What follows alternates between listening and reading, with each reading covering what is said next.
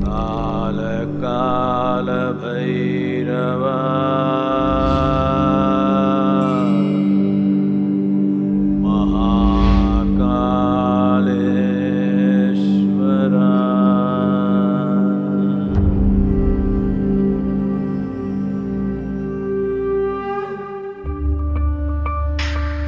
मध्य प्रदेश के मालवा में क्षिप्रा नदी के तट पर हजारों वर्षों से भी पहले से बसी है भारत की सबसे प्राचीन सांस्कृतिक एवं धार्मिक नगरी उज्जैन। अलग अलग सदी में ये अलग अलग नामों से जानी जाती रही है। उज्जैनी, अमरावती, कुशस्थली, कनकश्रृंगा और अवंतिका। अवंतिका नगरी भय को दूर करने वाली, अकाल मृत्यु का योग होता है उसको दूर करने वाली।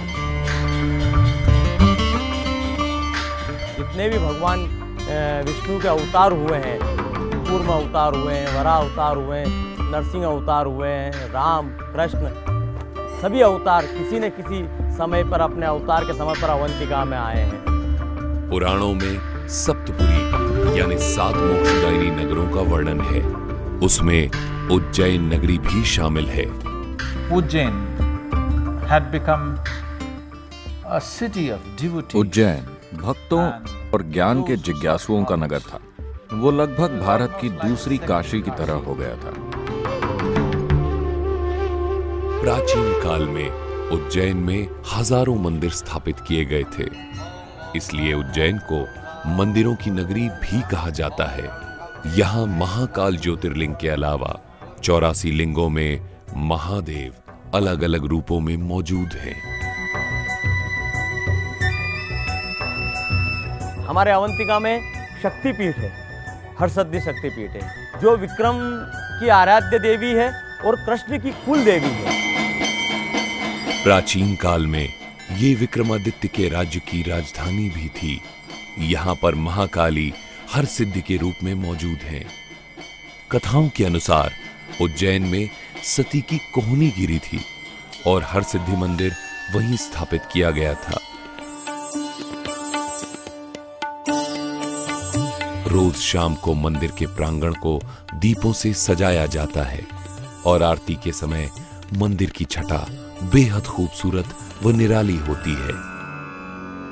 प्राचीन काल में ये कापालिकों का एक बहुत बड़ा केंद्र रहा है और उज्जैन के जितने इस समय देवता उपस्थित हैं, ये सभी कहीं ना कहीं अघोर या कापालिक मतों के ही प्रतिपादक हैं।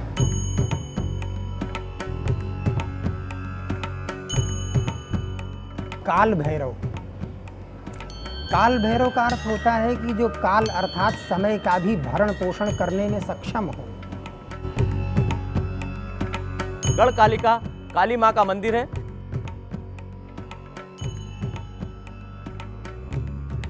जो महाकवि कालिदास की आराध्य देवी रही है, जहाँ से कालिदास को ज्ञान प्राप्त हुआ है। गढ़कालिका, ये क्रम से सबके नामों में काल का जो वर्णन आ रहा है, काल अर्थात समय, और उस काल के ऊपर भी जो नियंत्रण करता है वह महाकाल है।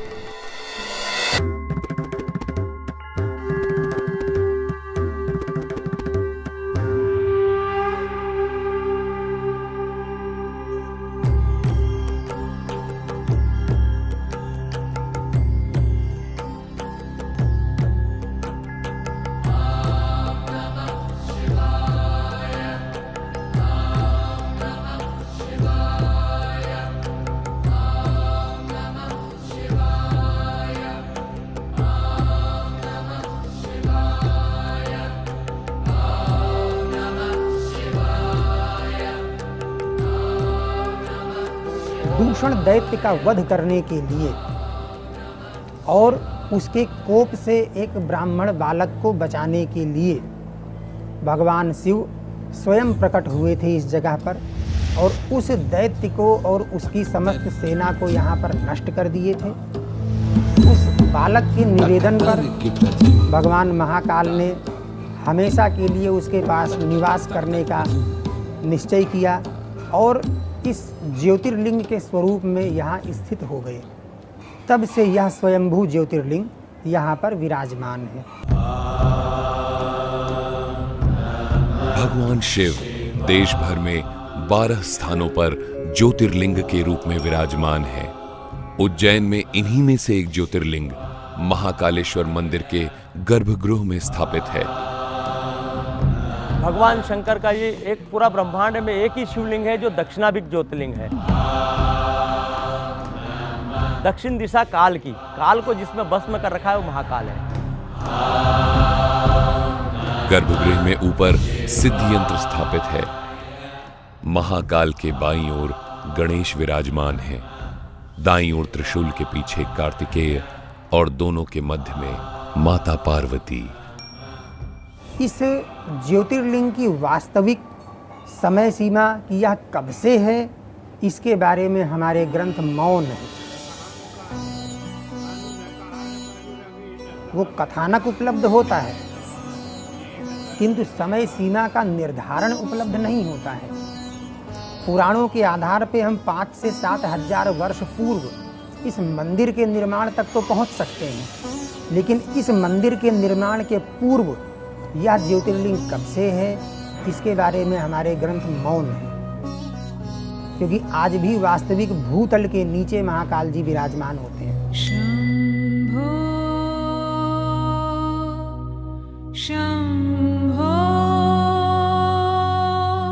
गर्भगृह के बाहर नंदी की प्रतिमा मौजूद है। दर्शनार्थी यहाँ पर बैठकर गर्भगृह में प्रवेश करने का इंतजार करते हैं। अलग अलग प्रांतों और समुदायों से आए हुए भक्त तरह तरह की साधना करके श्री महाकालेश्वर को प्रसन्न करने का यत्न करते हैं। दिन भर पुजारी पूजा अर्चना करते हैं और अलग अलग तरह की आरती समर्पित करते हैं। यहाँ प्रार्थना के बाद अपनी मनोकामनाओं को नंदी के कान में कहने का चलन भी है। इन सब पूजा अर्चना आरती भक्ति के बीच में कई सदियों से विराजमान है Mahakal. What does Mahakala mean? Mahakal का मतलब क्या है? काल शब्द के 2 अर्थ हैं। काल का अर्थ होता है समय और काल का अर्थ अंधेरा भी होता है। समय यानी कि आपके वर्तमान अनुभव में समय का मतलब चक्र होता है, आणविक से लेकर ब्रह्मांडीय तक, एक अणु से लेकर विशाल ब्रह्मांड तक सभी चीजें चक्रों में घूमती हैं। पृथ्वी एक बार घूमती है तो उसे हम एक दिन कहते हैं। चंद्रमा पृथ्वी के चारों ओर एक चक्कर लगाता है तो उसे हम 1 महीना कहते हैं। पृथ्वी सूर्य के चारों ओर घूमती है तो उसे हम 1 साल कहते हैं।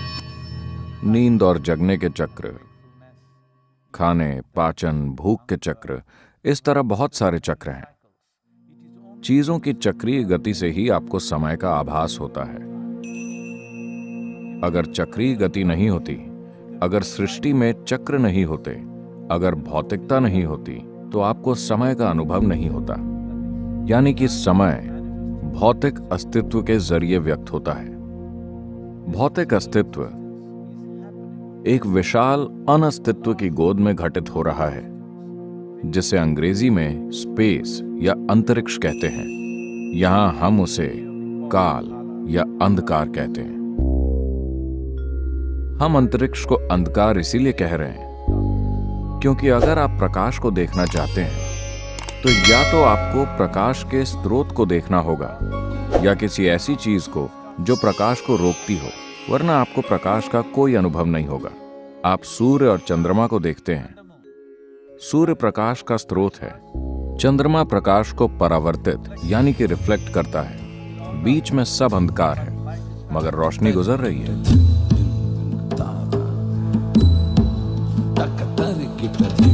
अस्तित्व का मूल आधार है काल या समय, क्योंकि समय के कारण ही स्थान की गुंजाइश है, वरना स्थान का अस्तित्व नहीं होता।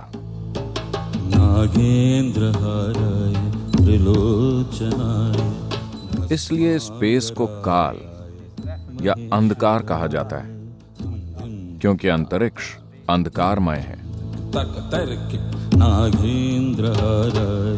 अगर आप समय का अनुभव करते हैं भौतिकता के परे या भौतिकता की सीमाओं से परे, तो ऐसे समय को हम महाकाल कहते हैं। महाकाल वो गोद है जिसमें सृष्टि के छोटे छोटे कण यहां वहां मौजूद हैं। बाकी सब खालीपन है। इस फैले हुए ब्रह्मांड में करीब 99% खालीपन है। विशाल आकाश गंगाएं चक्कर लगा रही हैं, मगर उनका 99% खालीपन है। इसलिए महाकाल की गोद में ही सृष्टि घटित होती है।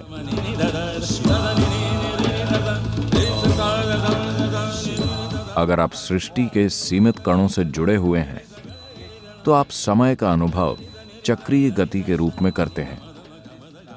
इस आयाम को संसार कहा जाता है, जिसका अर्थ है चक्रीय गति।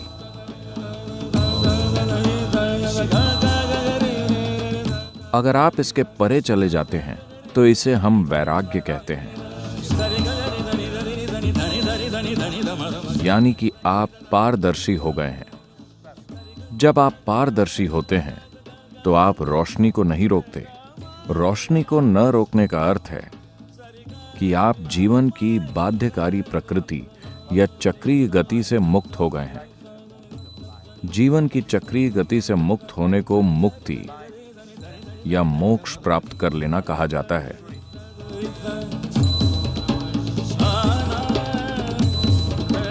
इसलिए जो लोग मुक्ति या मोक्ष की इच्छा रखते हैं, उनके लिए यह आयाम, जिसे हम महाकाल कह रहे हैं, बहुत महत्वपूर्ण हो जाता है।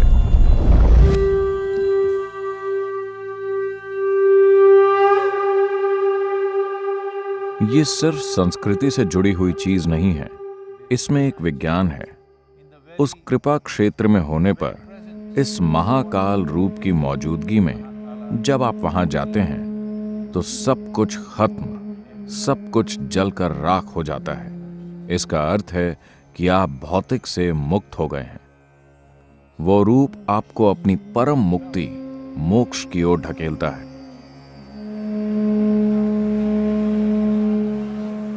मुक्ति की ओर ले जाने वाले महाकाल की आराधना में कई आरतियां की जाती हैं। सूर्योदय से पहले भस्म आरती से दिन की शुरुआत होती है।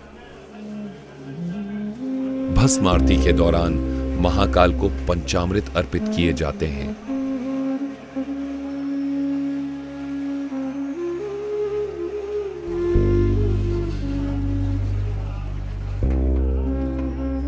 उसके बाद महाकाल का जलाभिषेक होता है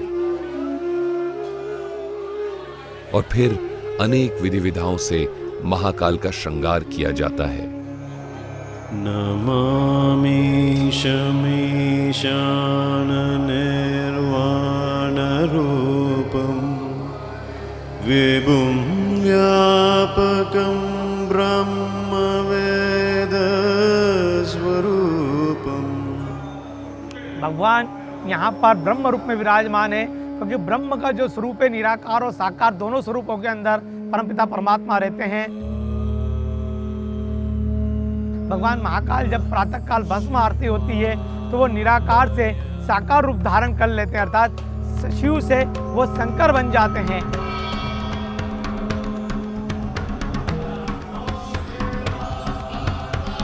अंत में महाकाल पर भस्म अर्पित की जाती है।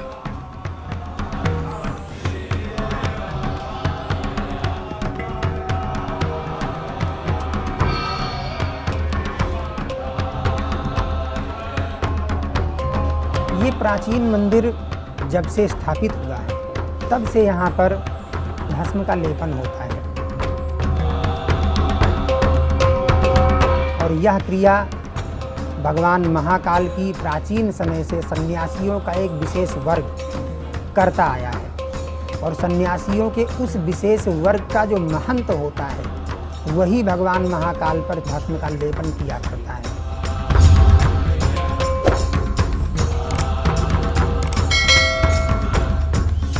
प्रातःकाल नित्य भगवान महाकाल की भस्म आरती उसी क्रम से करते हैं जिस क्रम से आज के हजारों वर्षों पूर्व होती थी।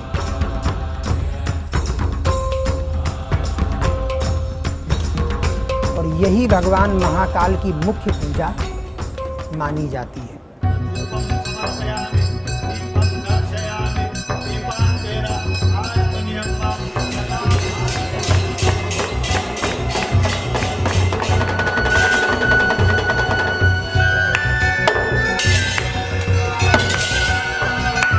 भस्म आरती का समापन प्रचंड अग्नि, डमरू की तीव्र ध्वनि एवं शंख के जोरदार स्वर के साथ किया जाता है।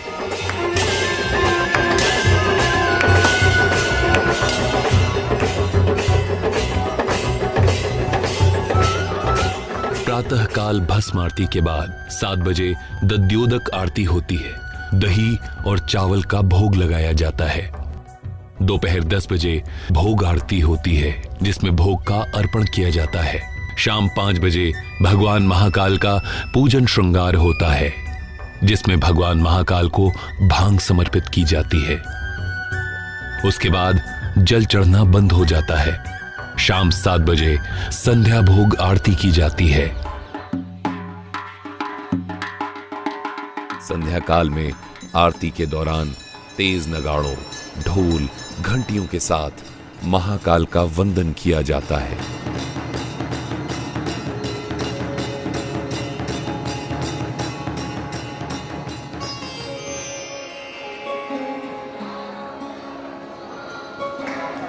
जो संध्या आरती होती है, संध्या आरती को मृदंग आरती भी कहा जाता है। तो वो आरती का दिव्य दृश्य ऐसा लगता है कि कोई राजा का मनोरथ हो रहा है। भगवान राजा के स्वरूप में बैठते हैं। अवंतिका के राजा है, ब्रह्मांड के राजा है। और ऐसी मान्यता है कि यहाँ कोई भी दूसरा राजा रात्रि विश्राम नहीं करता। महाकाल ही स्वयं ब्रह्मांड के राजा है। संध्या आरती का सुंदर चित्रण कालिदास ने अपने ग्रंथ मेघदूत में कुछ इस प्रकार किया है। हे मेघ, जब तुम उज्जैनी जाना तो महाकाल के दर्शन अवश्य करना, वहां की सांध्या आरती को अवश्य देखना। संध्या काल में लाखों की संख्या में पक्षी मंदिर के प्रांगण में लगे पेड़ पर एकत्रित होते हैं और आरती की भव्यता पर 4 चांद लगा देते हैं।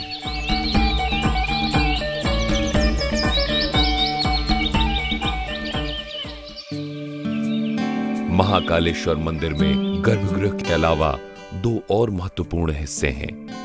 सबसे ऊपरी तल पर मौजूद है नागचंद्रेश्वर, जिनके दर्शन केवल नागपंचमी के दिन ही होते हैं, और उसके नीचे मंदिर के पहले तल पर ओंकारेश्वर रूप में शिव विराजमान है।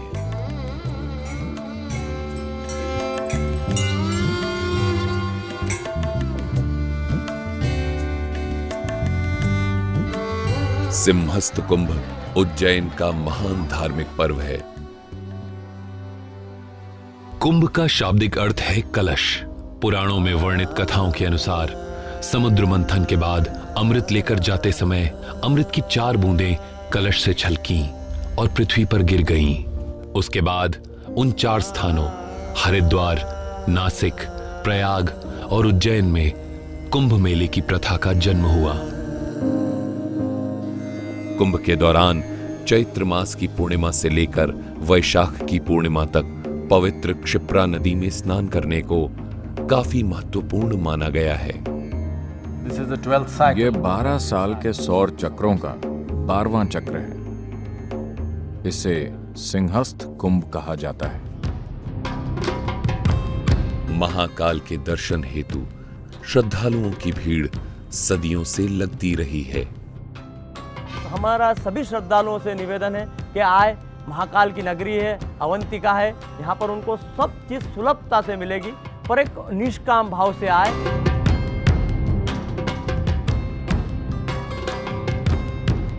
शास्त्रों के अंदर भगवान शिव के चरण स्पर्श का महत्व, अर्थात भगवान शिव के चरणों में स्पर्श है, ना कि लिंग पे स्पर्श है। दूर से ही भगवान शिव को भी यदि नमस्कार कर लेता है, दूर से यदि भगवान शिव को किसी जल पात्र के माध्यम से भगवान पर जल चढ़ा देता है तो भगवान महाकाल के ऊपर जल चढ़ता है। यह भावना लेकर आए। भगवान के ऊपर जो जल चढ़ रहा है, जल लेने की प्रथा, जो निर्माल्य से लेने की प्रथा है, वो जलाधारी से है। कुछ लोग श्रद्धालु भगवान का जो कलश चढ़ रहा है उसमें से जल लेते हैं, वो गलत है। भगवान महाकाल को मस्तक नहीं लगाना चाहिए, उनको या तो जलाधारी में स्पर्श करे वो। दूसरा, मंदिर की एक मर्यादा है, उसका पालन करें। अपनी जो भी शासन के द्वारा जो व्यवस्था बनी हुई है उस व्यवस्था का पालन करें। सदियों से सभी के स्वागत में हाथ जोड़े खड़ी हैं मंदिरों की नगरी उज्जैन, और सदियों से भक्तों को अपनी कृपा के आगोश में भरकर उनकी मुक्ति का मार्ग प्रशस्त करते हुए विराजमान हैं कालों के काल महाकाल। एक बार फिर हम आप सबका इस उज्जैन नगरी में स्वागत करते हैं।